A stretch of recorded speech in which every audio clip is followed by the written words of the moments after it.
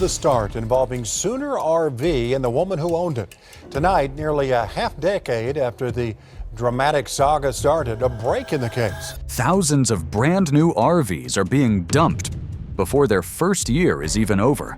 Leaks, cracks, bad wiring, endless repairs. It's a nightmare hiding behind shiny brochures. These rigs promise freedom, but deliver debt, stress, and regret. We tracked real owner data, resale prices, and service reports, and the patterns are brutal. A group of RV owners in Louisville are worried tonight about having to move. Right now they live in a mobile home park, but Louisville's codes department says RVs and campers are in violation of a town ordinance. Some lost over $40,000 before their first trip was done. So before you buy your dream RV, listen close, because these 9 models are falling apart fast. Starting with the Thor Freedom Elite 22 Idle E, they say everyone remembers their first motorhome. For thousands of new buyers, that memory begins and ends with the Thor Freedom Elite 22 HE, a Class C that looks harmless, even trustworthy, sitting on the lot under bright lights and balloons. It promises simplicity, compact size, easy handling, and a monthly payment that feels manageable. Dealers pitch it as the perfect starter rig, but the honeymoon usually ends before the first season does. Our research traced resale listings across multiple regions. Same identification numbers, same models, changing hands in less than 12 months. A typical unit sold brand new for $99,800, then resurfaced at roughly $74,000 before its first inspection sticker expired. That is $25,000 gone, not from mileage, but from moisture. Owners report water intrusion along roof seams, missealed slide-outs, and cabinetry that loosens within the first 1,000 miles. Service technicians quietly confirm the pattern: thin sealant, rushed assembly, and frames that twist just enough to break the caulk line. Once the leak begins, rot follows, and warranty claims back up for weeks. While the motorhome sits at the dealer yard waiting for parts, the finance clock keeps ticking, about $1,200 every month in payments, insurance, and storage. That is money flowing out while the rig sits still. Some buyers describe the experience as a masterclass in depreciation. Others call it their $99,000 mistake. Either way, it turns the idea of freedom into an invoice. The Freedom Elite 22 HE teaches a brutal first lesson. Entry level often means exit early. If the Freedom Elite shows how fast dreams can leak, the next model proves how easily they can collapse. Because when lightweight turns into flimsy and family-friendly meets factory shortcuts, what was sold as adventure starts to feel more like damage control. Coachmen Catalina Legacy 263 BHSCK. Walk through any dealership lot in spring and you will see it. The Coachmen Catalina Legacy 263 BHSCK, shimmering under banners that say family favorite and affordable adventure. On paper, it looks like the perfect balance: a full bunkhouse, outdoor kitchen, and slide-out dining area, all under $40,000. But beneath that shine sits the trap that empties wallets faster than it fills campgrounds. Our resale research tells the story plain as day. Units bought new for $38,000 on average are relisted in less than 1 calendar year for roughly $27,000. That is an $11,000 drop before the first registration renewal. Dealers describe them as lightly used. Owners describe them as soft-floored and waterlogged. The Catalina Legacy structure depends on light composite panels and thin plywood. That keeps the weight low, but sacrifices rigidity. Once you hit your first rough highway, joints flex, seams split, and floors begin to ripple. Rain follows the cracks. Moisture swells the edges. You feel it underfoot before you see it in the walls. Repair estimates hover near $5,000 for a full floor replacement, a cost few first-year buyers are ready for. So they bail early, often just after paying the first 12 months of loans. This is how budget-friendly becomes budget-fatal. It is not neglect, it is design math built to meet a price tag, not a lifespan. When the floor gives way beneath your feet, you realize the real price isn't on the sticker, it's in the shortcuts. The pattern continues with a rig that shakes buyers' trust before it even leaves the lot. If you've owned one of these rigs, or barely dodged buying one, drop a comment below. Hit like so other RVers see it before they sign a loan. Your single click can save someone thousands in the next season. Jayco Greyhawk 29 MV. Every buyer dreams of smooth miles and steady hands on the wheel. The Jayco Greyhawk 29 MV promises exactly that. A big, confident Class C with home-like comfort and the trusted Jayco badge. But the moment tires hit highway asphalt, that promise starts to tremble, literally. We reviewed complaint data from the National Highway Traffic Safety Administration and cross-referenced resale listings. The pattern repeats coast to coast. Within the first 1,000 miles, owners report violent vibration through the steering column, rattling cabinetry, and road noise that drowns out conversation. The culprit is the marriage between the Ford E450 chassis and an overweight coach body. That extra mass flexes the frame just enough to throw everything out of sync. Repairs are costly and rarely final. Tire replacements and suspension realignments average $3,000 to $6,000, depending on region. Even then, most owners say the shaking returns. One documented resale path shows a unit bought new for $132,000, listed again 9 months later at $91,000. That is $41,000 in lost value. And the only thing that still rattles is the owner's patience. Technicians quietly admit the issue. Too much length for the wheelbase, too little dampening in the suspension. You can tighten every bolt and still feel the wobble. It is baked into the build. Jayco calls it comfort. Owners call it chaos. And the moment you fight a crosswind at 60 miles per hour, you understand which side is telling the truth. If leaks and soft floors test your patience, the next issue shakes it to the core, literally. Because even when a rig looks solid and premium on paper, one bad balance between weight and wheelbase can turn comfort into chaos before you've even left the interstate. Tiffin Allegro Open Road, 34 PA. Some rigs whisper quality the moment you step inside. The Tiffin Allegro Open Road, 34 PA does more than whisper. It sings about luxury, craftsmanship, and heritage, hand-stitched seats, polished cabinetry, full residential fittings.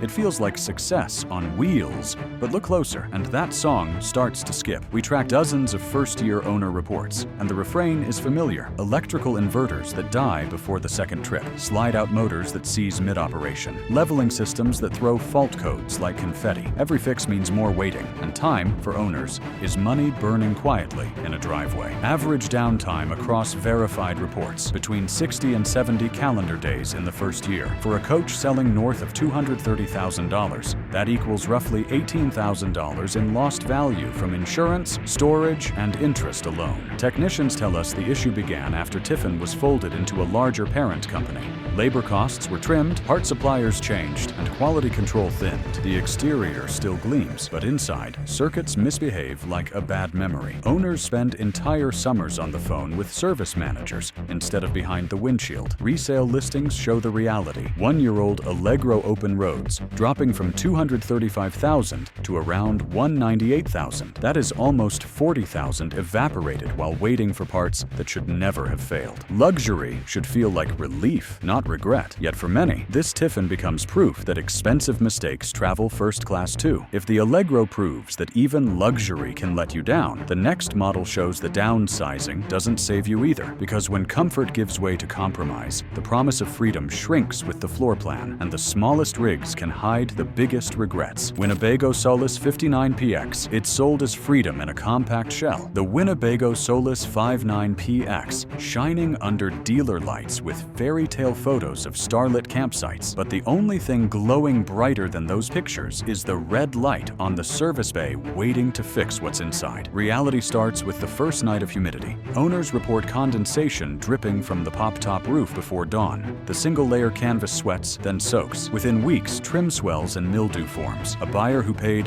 $139,000 new often lists it again before winter for around $110,000. That is nearly $29,000 lost while still learning the control panel. The Solis rides on the Ram Pro Master platform, a delivery van chassis never meant for full-time climate duty. Insulation is minimal. The cabin turns into an oven in summer and a freezer by October. Owners try adding portable heaters, roof vents, and reflective panels, but each fix invites new electrical issues. Batteries overheat, solar inverters trip, service centers quote replacement parts with waiting times of 8 to 12 weeks. Winnebago designed it for weekend flexibility, not four-season life. The marketing promised go anywhere. The owners learned that anywhere often includes the service bay. For many first-time buyers, the Solis is their introduction to van life and their graduation from it within the same year.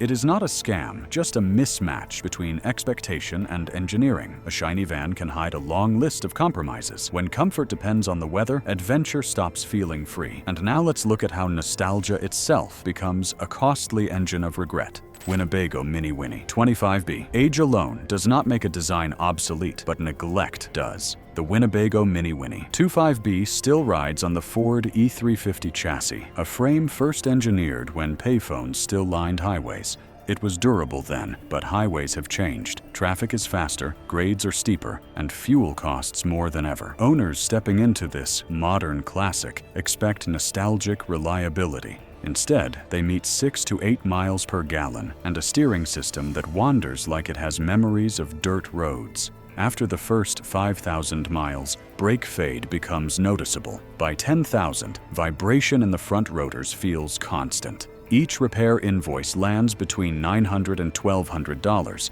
and the cycle repeats every year. We verified trade-in records showing one 2023 model purchased new for $123,000, returned to the same dealer 11 months later for roughly $84,000. That is $39,000 in value lost before the first extended warranty offer arrived. Technicians admit the truth quietly. The E-Series frame was never meant to carry today's heavier coach bodies or emissions hardware. Heat builds around the engine bay, cooking nearby wiring and reducing transmission life. It is not a defect, it is physics meeting age. To its credit, the Mini Winnie still feels familiar, almost comforting, until you calculate the fuel bill on a cross-country trip.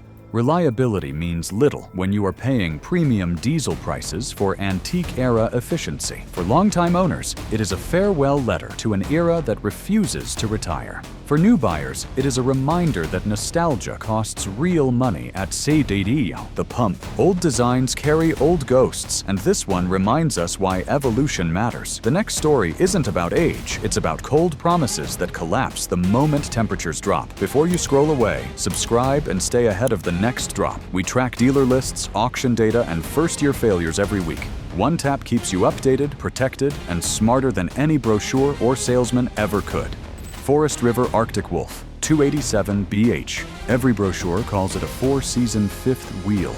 The Forest River Arctic Wolf 287BH promises warmth in January, comfort in July, and a seal strong enough to tame any forecast. But ask owners who lived through one winter, and you will hear the chill in their voices. We reviewed dozens of verified listings and service reports. Within the first 12 months, more than half showed plumbing repairs, cracked seals, or slide-out failures. A unit sold new for $61,000 often reappears the next spring at $45,000. That $16,000 drop tells the same story the frozen water lines do. Promises that thaw too late. The problem starts deep in construction. The underbelly insulation is thin, sometimes less than 1 inch of compressed foam. Heated tanks rely on small adhesive pads that fail when ambient temperatures dip below 25 degrees Fahrenheit.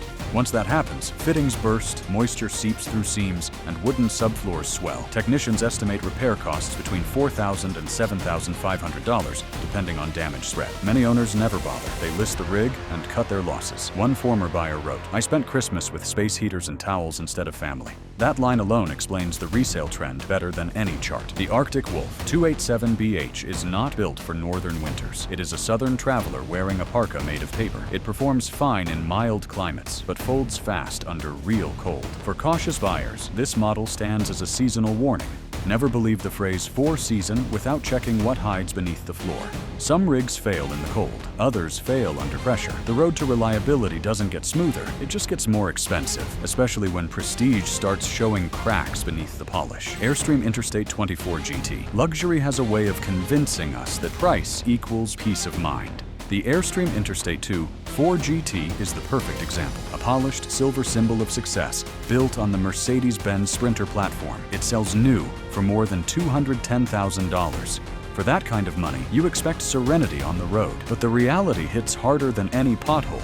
Owners describe their first year not as a honeymoon, but as a calendar of repair appointments. Electrical faults appear out of nowhere. Inverter failures, lighting shorts, and random Dashboard errors. We traced these issues through service bulletins and verified repair invoices. Many problems originate inside the Mercedes wiring harness, which snakes through the chassis like a nervous system made of copper and compromise. Each visit to a certified service center averages between $2,000 and $5,000. Warranty coverage helps at first, but downtime kills the experience. One owner logged 43 separate days at a dealer before the first anniversary of purchase. Resale listings tell the financial version of that story. A new Interstate 24 GT sold for $212,000 last spring, reappeared 9 months later at $158,000. That is $54,000 evaporated before a single loan renewal. The craftsmanship still shines. Gleaming cabinets, stitched upholstery, stainless hardware. But perfection in appearance hides imperfection in reliability. Buyers pay for silence and receive warning chimes instead. The Airstream Interstate 24 GT proves that prestige may travel fast, but dependability takes the long road.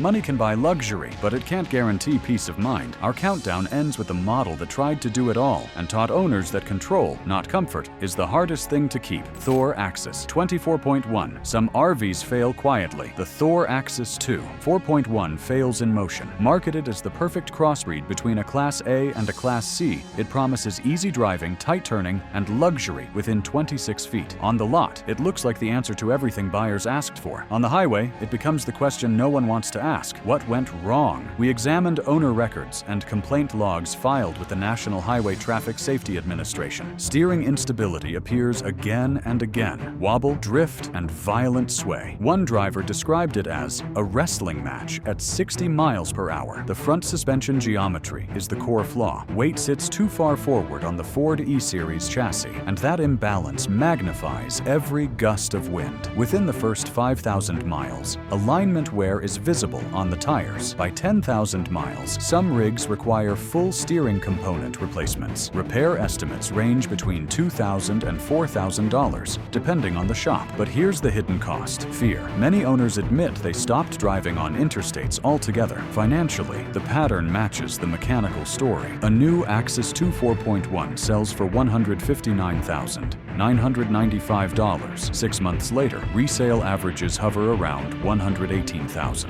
That is $41,000 gone before a single warranty claim clears. Thor called it compact confidence. Owners call it white-knuckle luxury. The promise of convenience turned into a masterclass in fatigue. It is not a scam, just a miscalculation. A house too heavy for the road it rides. If this video opened your eyes, hit like. It helps more people see what dealers won't tell them. Drop a comment below and share your story.